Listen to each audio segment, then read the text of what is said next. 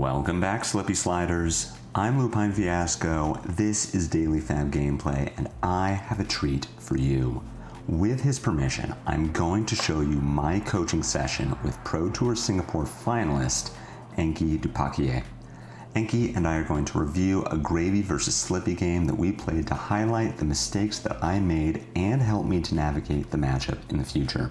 This was hugely impactful for my understanding of the matchup and my role in it, and I hope it helps you too. We'll run through Enki's socials and contacts at the end of the review, but know that they're in the video description if you want to book a session with him yourself. I highly recommend it. Before we get into it, please consider subscribing to my channel. It's the best free way to support me and to make sure you see every upload from Daily FaB Gameplay. Want to tighten and optimize your gameplay in real life? Use my affiliate link in the video description to buy your very own Codex journal, and be sure to use code LUPINE10, that's LUPINE10, at checkout to receive 10% off your order. Finally, Daily FaB Gameplay is brought to you in part by Hemel from The Bazaar. It's never been more affordable to play in the flesh and blood. Players have been buying the cards they need from Hemel for years. I started buying from him in 2023 and have never found a better deal. The Bazaar's prices are the lowest for singles, full sets, and class sets, including new releases. High Seas singles and more are available now and ship both domestically and internationally. Message Hemel on Discord, email, Blue Sky, or Twitter to see what he can do for you. Now, grab your claves, take up your mantle, and let's get into it.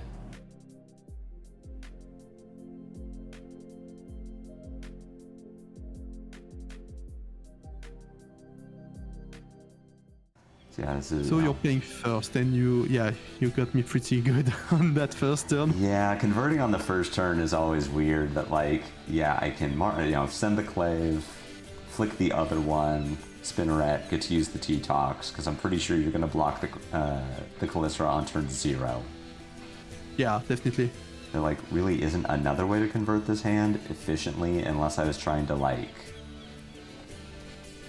if you didn't block this clave, I could put it up to 4, flick the other one, pick up the point, buy back the clave, and then arsenal the spinneret. Oh yeah, definitely. Would have been great also. If you're ever going to block the clave, then the more efficient play becomes this. And also I think you can afford to flick the clave this turn because you have the pick up the point already, so you can always buy it back if you need to flick more. If you don't, it gets kinda weird. It took 5 damage, but I get an ally in the grave. It's weird to have the pick up the point because I really want the Calycera, so I'd have to... Yeah. The sequencing on this turn gets really weird, where I have to basically clave you, flick the Calycera, play pick up the point, buy back my clave, but then you're not marked anymore, so now Mark of the Black Widow it's just 6. Which is pretty bad. Seeing the spinneret here was awkward. It was a little early. I didn't really want it now. Yeah. Yeah, you don't get the full value from it, but it's still free value, so it's okay. If you just play it with the Calycera equipped.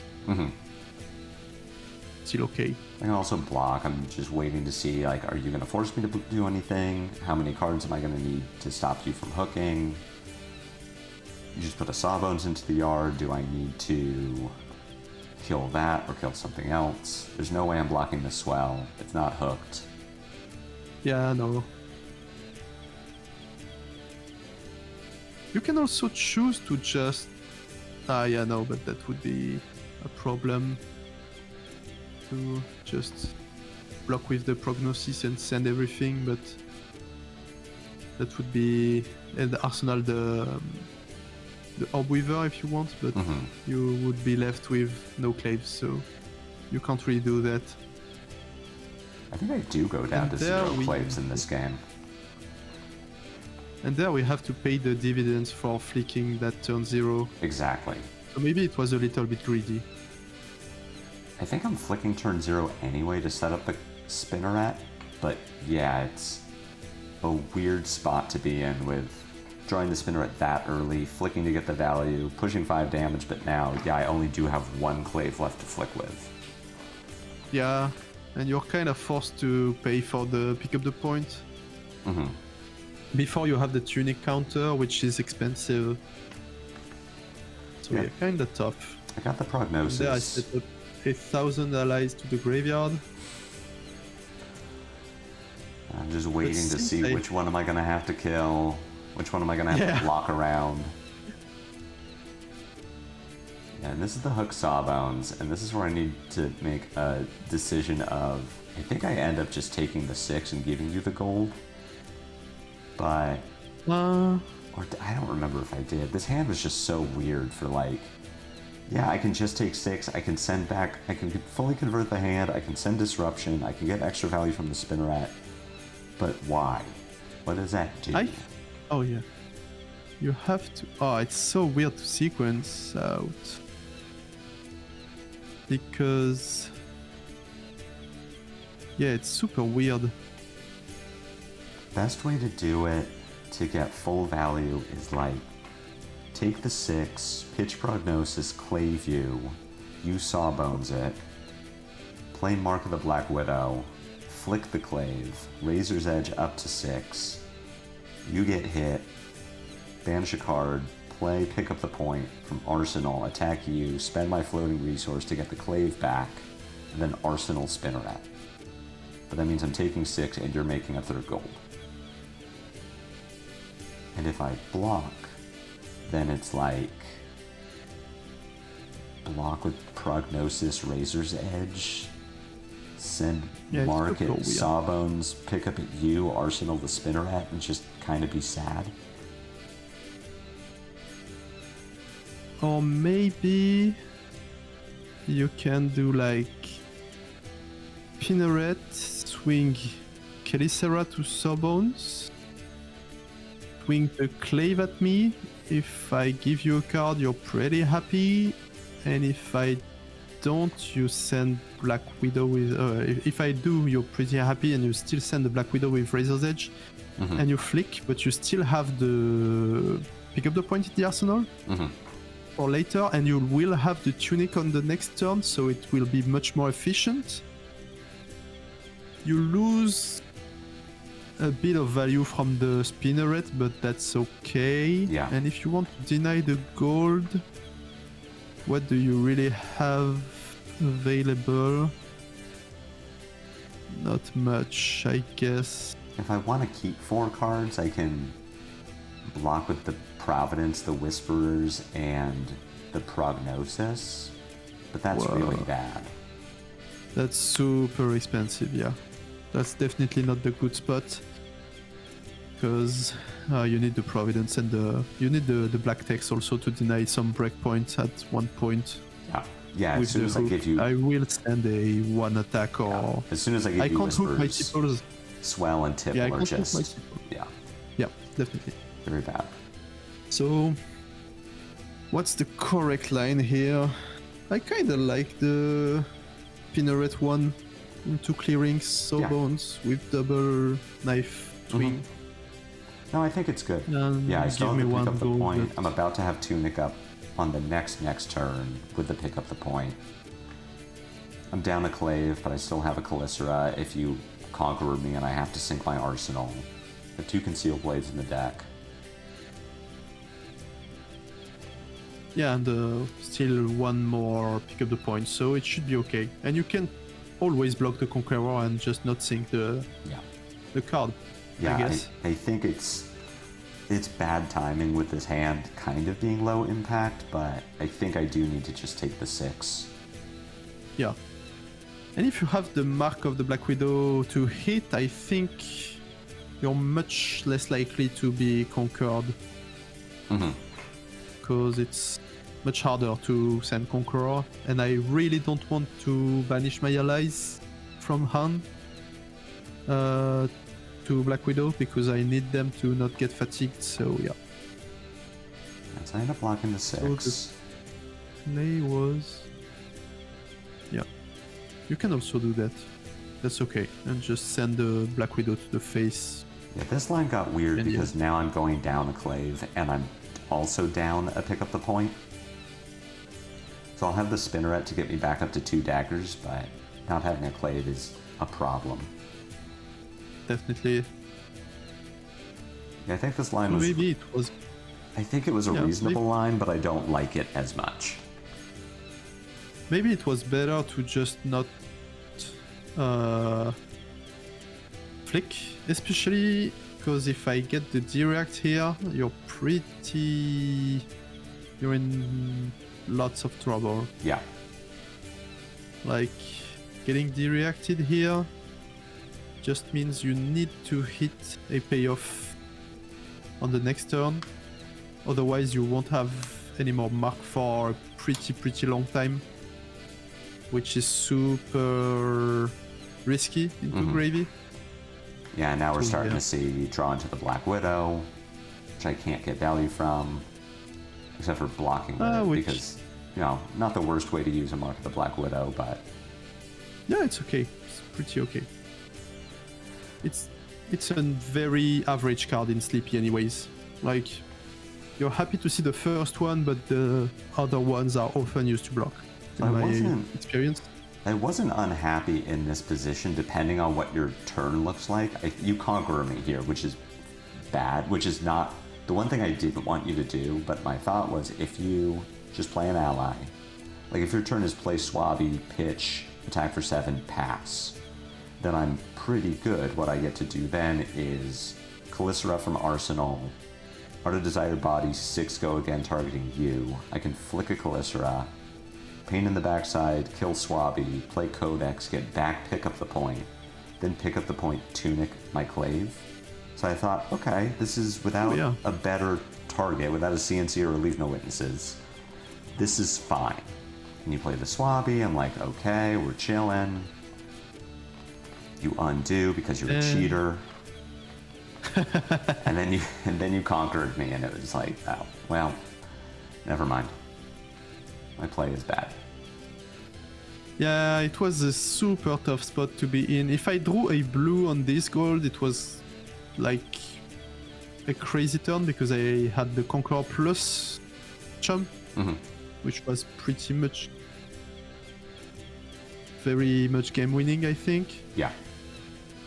But I didn't hit because I didn't have enough gold and all my allies were so expensive. That was my main problem, because if I had a cheap ally, I was just able to send Conqueror. If it was like a Rigger or a Sawbones, it was perfect with the Death Threads. But since I had 2 chums and 2 Swabbies, I had to try something different. And I drew a yellow tipple, so I was fine with arsenaling it, so I just sent the Conqueror with no follow-up, which was kinda bad for me, to be honest. And you drew the pick up the points. It was like good and bad. I drew the pick up the points, and now the Codex play doesn't make any sense, but then we come back to the original issue, which is I don't have good Codex targets, but I still want to convert the hand, right? The Codex is just... Yeah. I get to pick up a clave. I get to... Yeah, so it was the sequencing? It was Art of Desire, which then hits, and then that's also a problem, where now I have this bonds that I don't know what to do with. True. You can always discard it to Codex if that's the main issue, but that's pretty bad. But yeah, thing is, if you didn't hit with the Art of Desire, the Codex, even with a bad target, is still a great card. Like you just pick Pain in the Backside and you send a Rigo again. If I don't block, it's 4, and you're pretty happy. And I'm marked. Yeah. Because you get the clave, so, and you still get the ponder, the frailty, everything. So still a great card, anyways. This turn that's kind 6 or 7 value. The conversion here ended up working out, right? I get to send pick up the point, pitch the bonds, buy back a clave, Pain in the Backside, clave, Codex, Black Widow, and now the Black Widow has text. But also ends up getting me later where I don't have a bonds in my graveyard, so I can't take up into something threatening. And so I guess the line here could have been pick up the point, Tunic, buy back my Clave, Pain in the Backside, just end on a bonds, because the bonds doesn't have go again anymore, and just put it in my graveyard, which, like we talked about in the first game, just playing a bonds for one with nothing behind it feels really bad. But, you know, like you're saying in your game, with Arthur, not having the bonds in your graveyard now is a problem. Depends on the HPs of the gravy.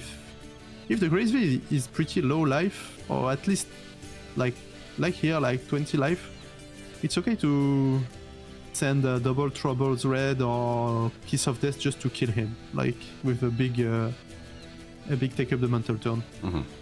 Or at least to put him in the very dangerous red zone of the sub 5 HPs.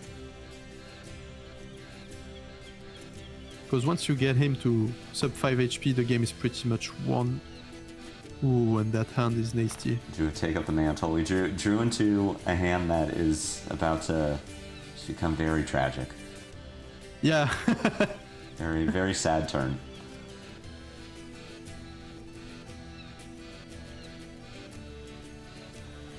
But man, was it a good turn. A good draw. And this is where I have to make a decision. Am I going to block the gold? Which is relevant. You don't have any gold at this point.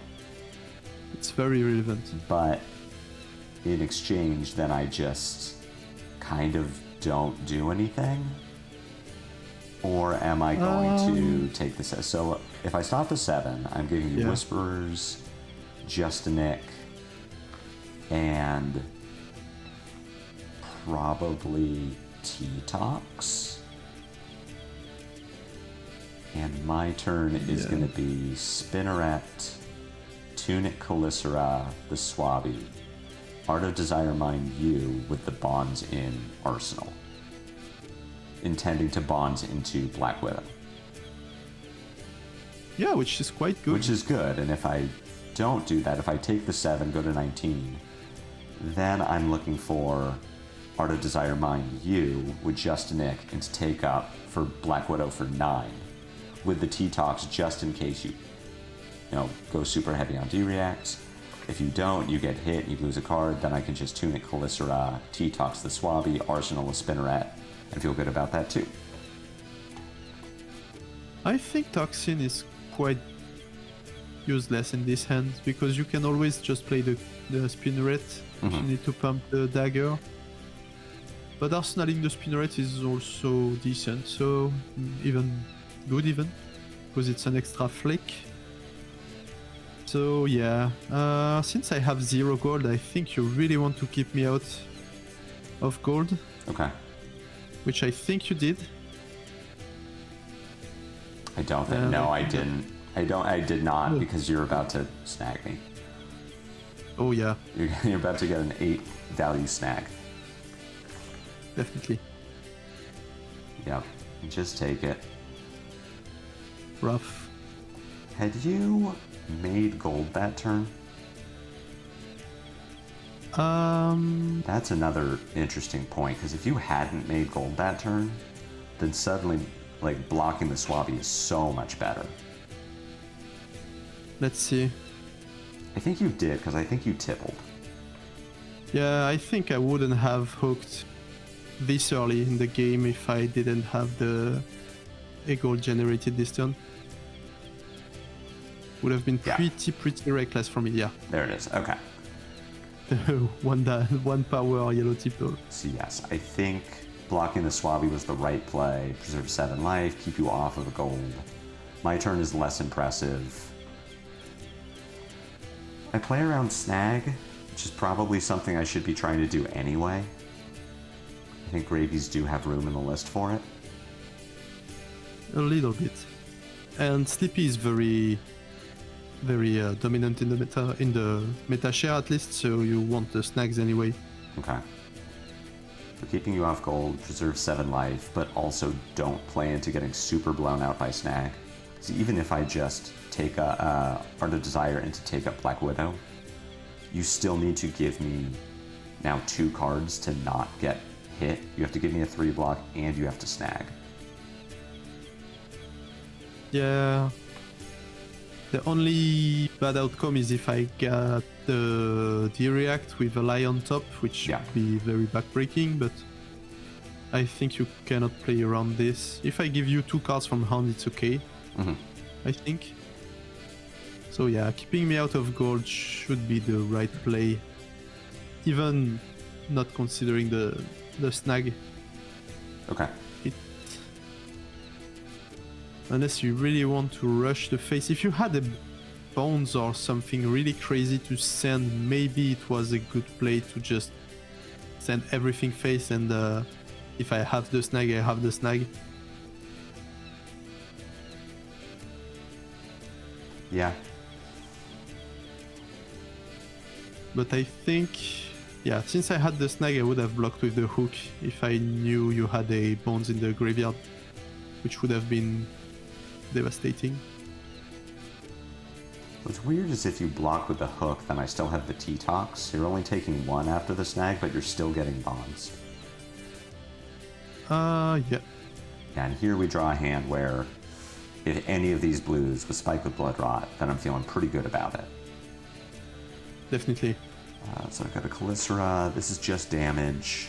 I'm never blocking this one, because now you have a blue, you can play an ally, I need to be able to block when you hook. We're just taking 3 from the rabble.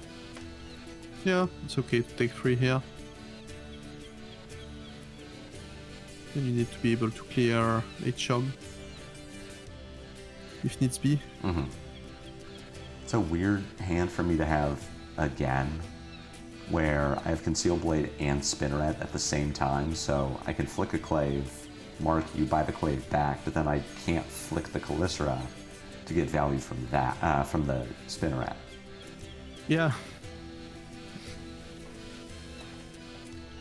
This is just 6. Yeah, there's no action point behind this. This isn't threatening gold. It's just 6. A line you could have taken here was swing the Clave at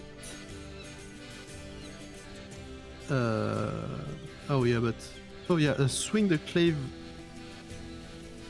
No, first you the order is annoying. Yeah. So you need to swing the Clave at me. I'll end up not marked, but that's okay, I guess. You can swing the Clave at me, flick the Calicera on reaction, then play the Spinneret, send Infiltrate face, and then clear the Sawbones with the Floating Pitch and the new Calicera. And the new Calicera. And you block 6 with Prognosis and Art of Desire and Mind that are pretty bad cards in this spot. Since I still have my hook, Prognosis is pretty useless. And I'm playing around Fearless Confrontation because I'll have a floating resource. I would just... If you Fearless Confrontation, then I don't flick the Calicera. I guess I can either way. Yeah, I Clave Rigor. If you have Fearless Confrontation, I flick the Calicera. Yeah, just take the same line. Except I'm losing 1 point on you. Okay. So yeah, block with the Art of Desire Mind and the Conceal Blade, and then I don't have to double up on rebuy effects. Yeah, from here you can pretty much slow down the pace of the game, which is pretty good for you, I think, and you still clear the board and push 6 damage with a certain on hit. And push also, you push 8 damage to the face, which is quite good here. And you save 6 HPs rather than playing the Prognosis, which, as we discussed earlier, was a pretty low value play. Yeah. Because I have my hook, so you have to give me 1 extra card to take 1 card from my hand. And yeah. I think blocking was better in this spot, I think so. honestly, because I think you deal the same amount of damage, or like you just took 6 to deal 2 damage and take 1 card from my hand. Yeah, I took a card from you, which maybe I'm just overestimating how good that is against Gravy. It really depends on the hand, like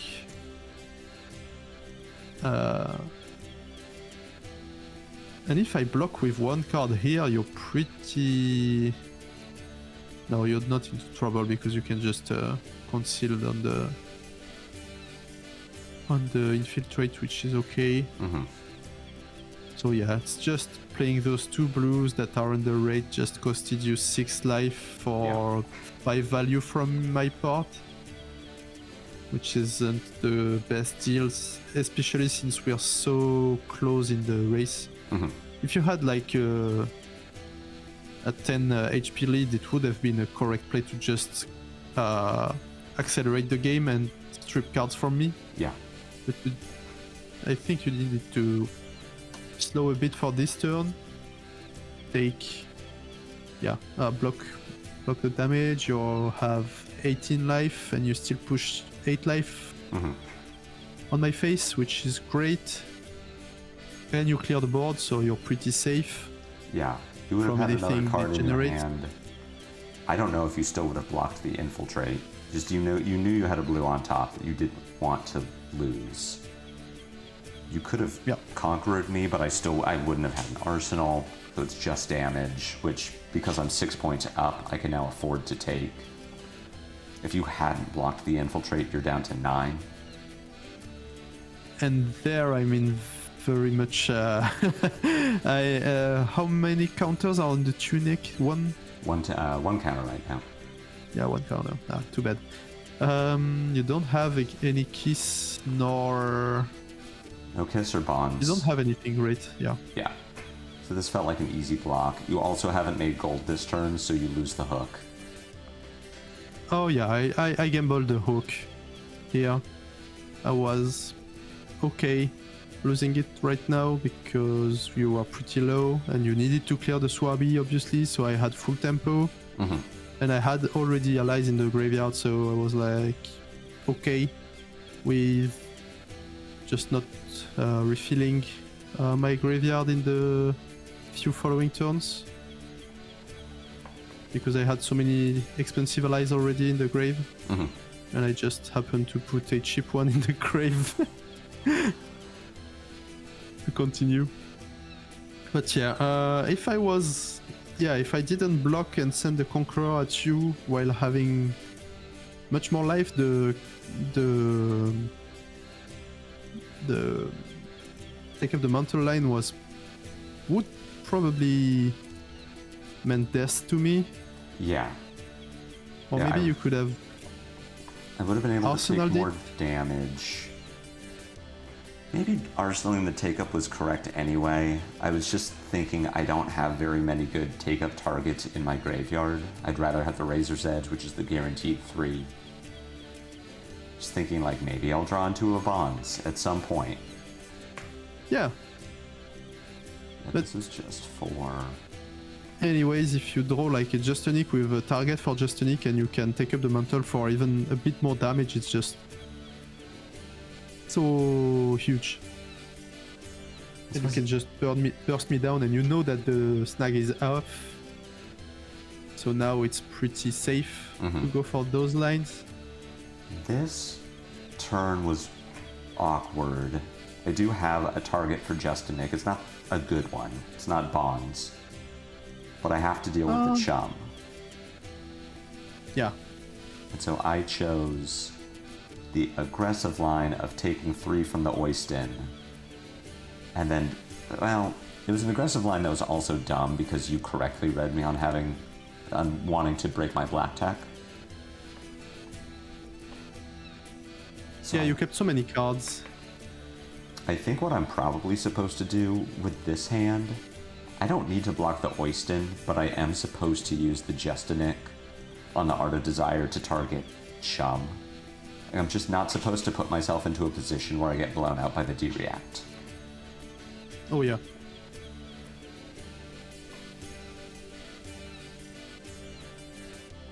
Here's what I'm thinking. Oh, I should probably not block the Oyston.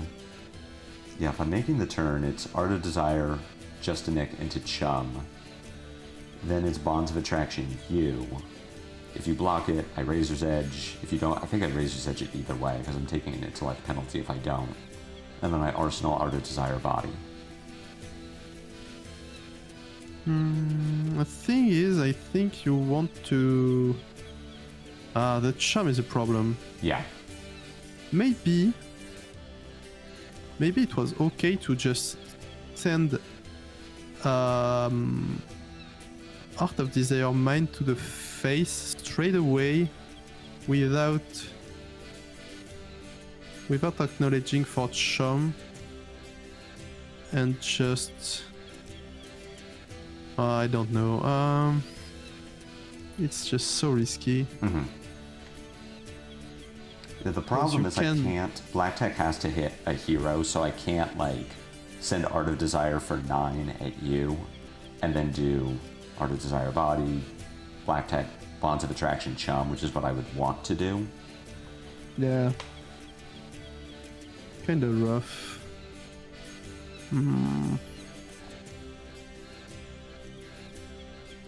Yeah, and so in your deck list, the Art of Desire Mind replaces the Red Double Trouble. Mm-hmm. I think Red Double Trouble is great because it's also a great target for Take Up the Mantle. Because it's just so much damage. If you can just a Nick plus Take Up the Mantle on a blue and turn it into a Red Double Trouble, that's like 13 damage out of the blue. So, and it mills the Gravy deck, so it can help with fatigue. It's a great card, even into aggro decks. If you have the Redback Shroud, you can double trouble plus Redback Shroud, paying for Spike with Blood Rot, and that makes 2 attack reactions. So you basically make a 2-card 10 with the double trouble, the Spike, and the Redback Shroud. Yeah. So yeah, it's a great card. I think you should try it. It's really great. And so I go for the Sawbones. Yeah, because I want to push damage. That was what I said during the game, and I think that was right because I wasn't threatened at all in my on my HPs. Yeah, no, you're fine on health. And as far as Double Trouble goes, I think I talked about it with my team. We decided it was just too much with the 2 reactions that needed to be put into it. And without the 2 reactions, it doesn't do anything. So we ended up staying away from it.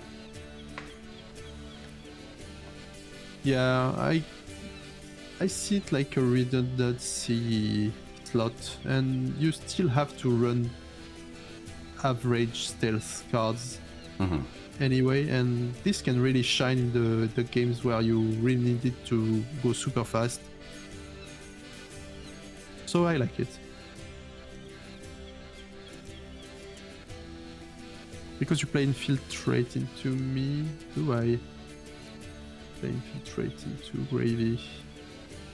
No, I don't. Yeah.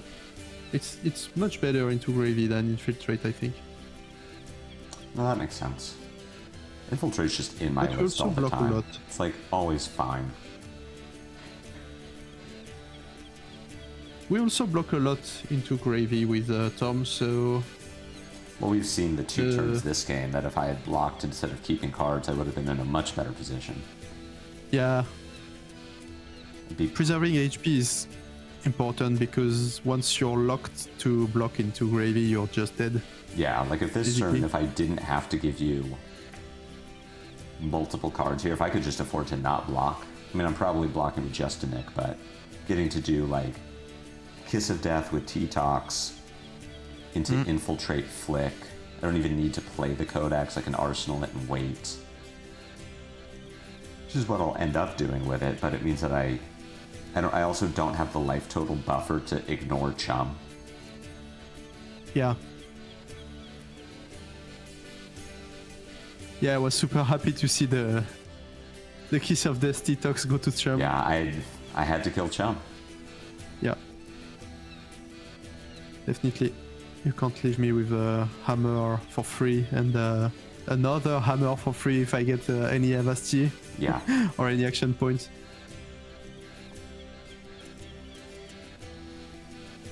And I had the action point, so yeah. No, it's the good lesson so far already is just block more. Like, analyze the hand, how much value am I losing if I'm giving cards on defense versus how much value am I gaining, mostly by denying you value, but also getting to preserve life total for when I draw into the hands. Like, we haven't seen the Insane Bonds turn yet.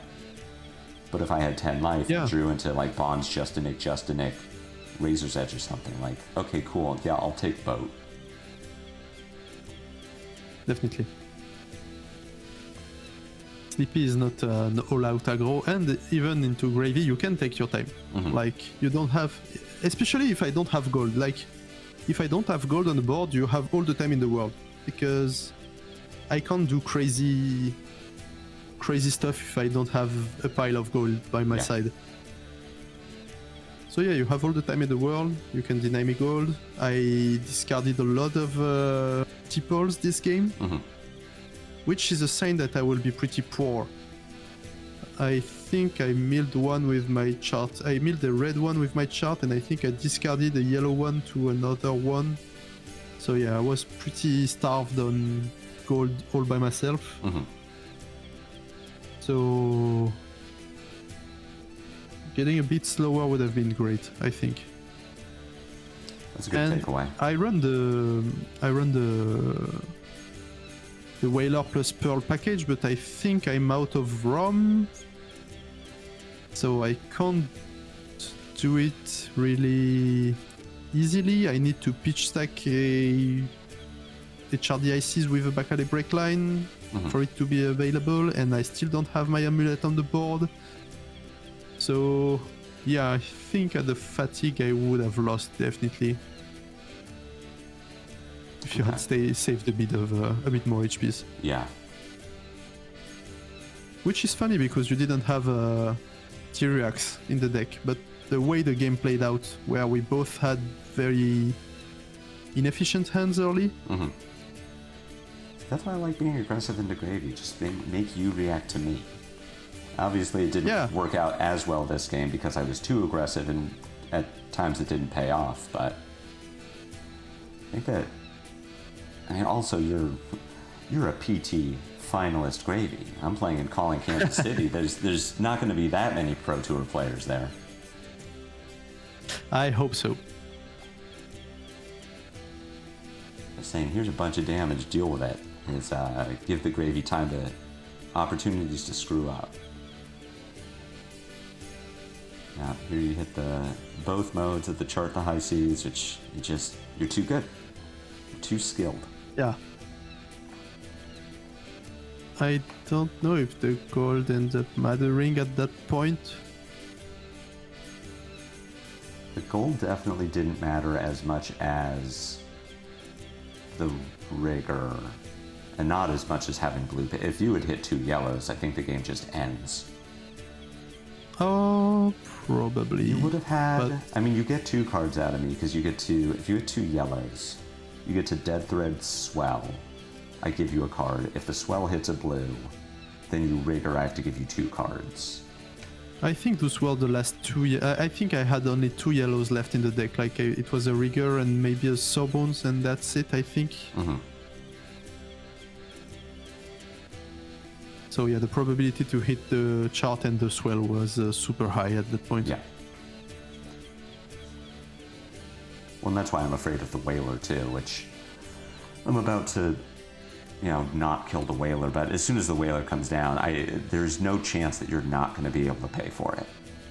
Your deck is just all primarily blues, and if you have anything that isn't blue, then it's, a yellow? And you could have killed the Whaler on this turn with 9 damage. I could have killed the Whaler, and I guess killing the Whaler would have been playing to win. Yeah, I think so. At this point, I don't think I have a way out. Yeah, you can't beat me in the race right now, because if I ever keep 2 cards, you're just dead. But I also don't think... I mean, I don't think I could beat you with fatigue at this point. If you kill the Whaler, I don't have that many allies left, and my deck is just poop blues. I think you need to count the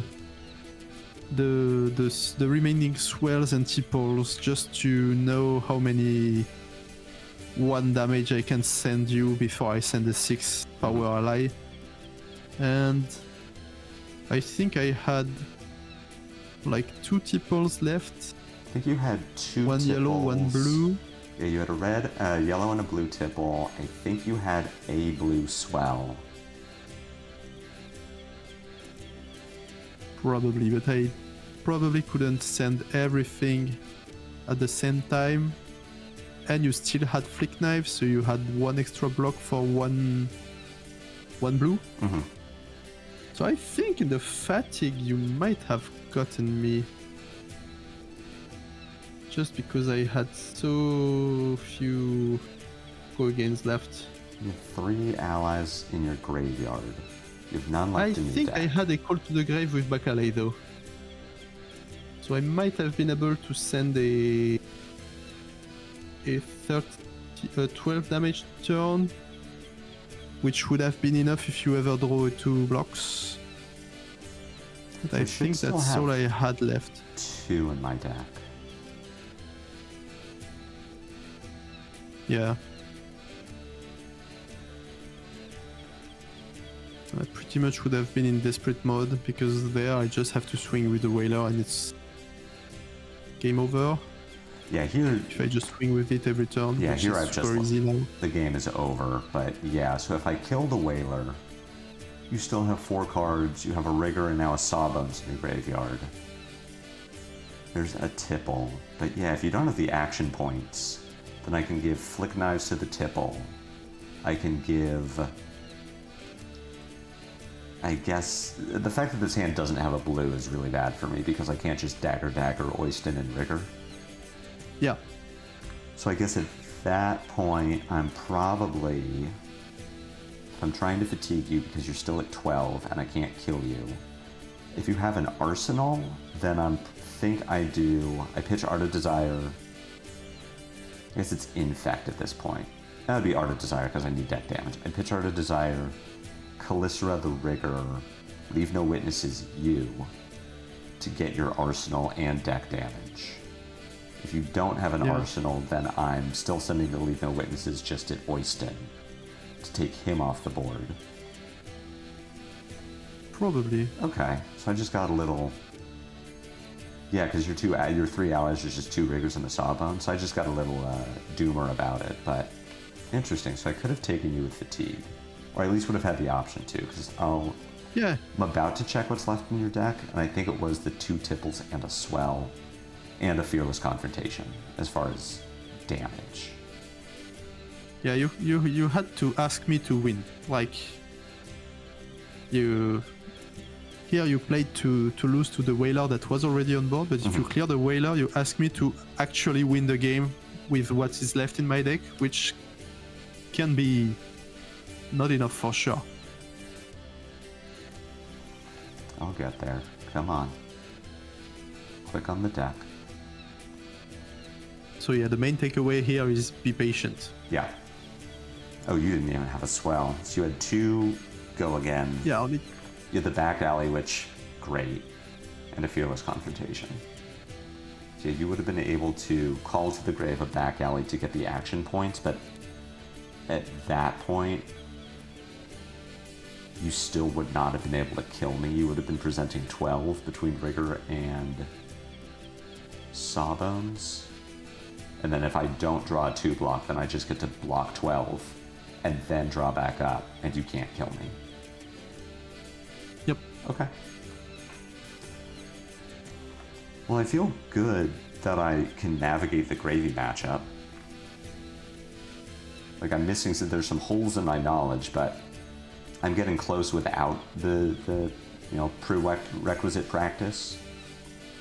Yeah. Yeah, just if I'm being patient and I'm playing to, keeping in mind that I can play to fatigue if it looks like I'm not going to be able to get you in a race, make you kill me, I feel like I can navigate it pretty well.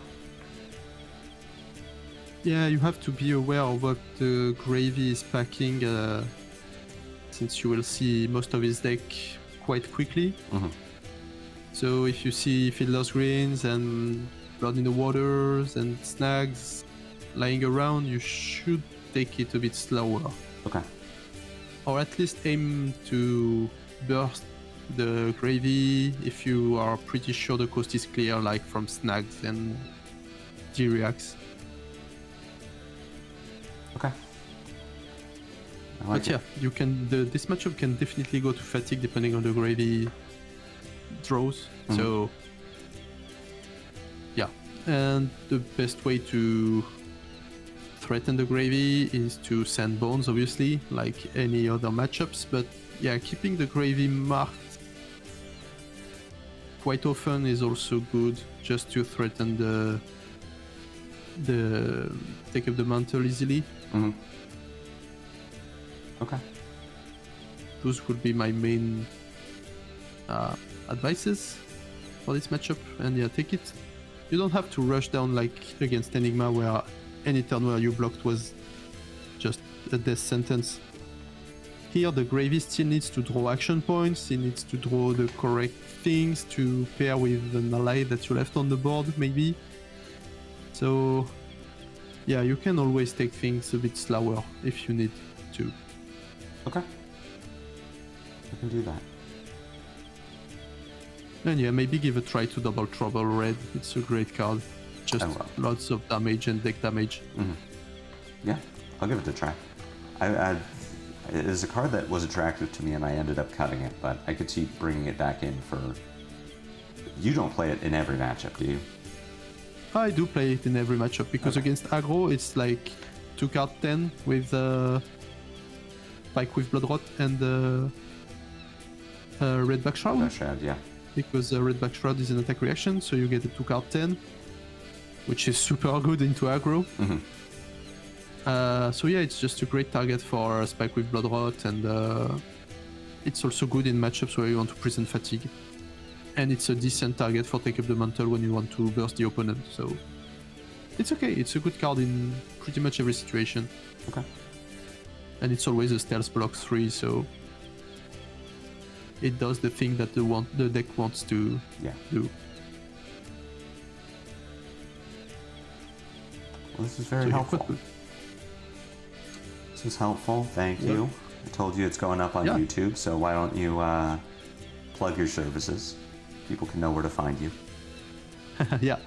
So Enki, I'm the finalist of the last Pro Tour in Singapore. I played Gravy Bones in this tournament, and you can find me on Blue Sky on the tag Papapool, which is pretty much my tag everywhere on Discord, on Blue Sky. It's papapool.bisky.social.com for Blue Sky, and I'm a French player, but also a coach and a writer on Flesh and Blood. So if you're interested into coaching services to get better at the game pretty quickly, I think I'm starting to become pretty good at it, since I've been coaching my Frenchmen for quite a few months now, and I've had some great reviews from everyone. So if you want to get better at the game, you can find me on MetaFi. I think I'm named Enki or Papapool or both there, so pretty easy to find. Enki Papapool as on every social media. And I will put links in the video description so people can check you out. Sure, and if you love Boltin, I wrote a Boltin primer a year ago that is still passed down on the Boltin channel, on the Discord, on the Purple Discord. If you want to have a taste of how I explain things, I guess. I'm planning to write quite a few more guides in the near future. I think my first one will be how to get better at limited in Flesh and Blood, so I hope you will enjoy this one.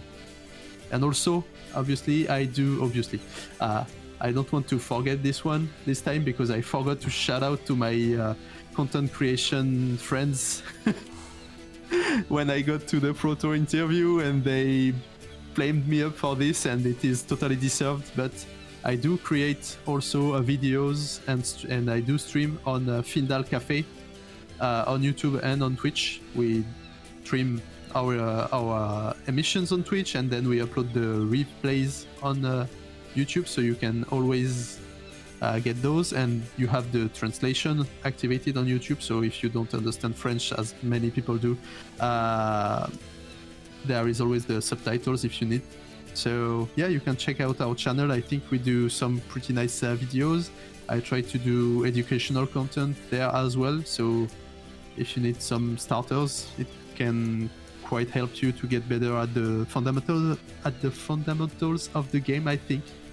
So I'd be stoked if you check down our YouTube channel and our Twitch channel. That's it for me. Twitch, awesome. Blue Sky, and Metafy, and YouTube. Cool. And Discord. All right. I'll throw all that in the video description. People can check you out. Yeah, thank you so much for coaching me. I appreciate it. I will put the lessons to good use. I hope so. I have a calling the same weekend as you do, I think. Mm-hmm. Or maybe is Kansas City the week before Copenhagen? When is Copenhagen? Copenhagen is on the 23rd and 24th of August. Okay, that's after Kansas City. Kansas City is this coming weekend, and then Copenhagen is the next. Yeah. Yes. So I hope we will see each other on the top 8 boards for both callings. Yeah, absolutely. And yeah. All right. It was a pleasure to coach you and to play with you, and I hope and I want to thank you for reaching out for me. Of course. Because it's always good. No, thank you. This is great.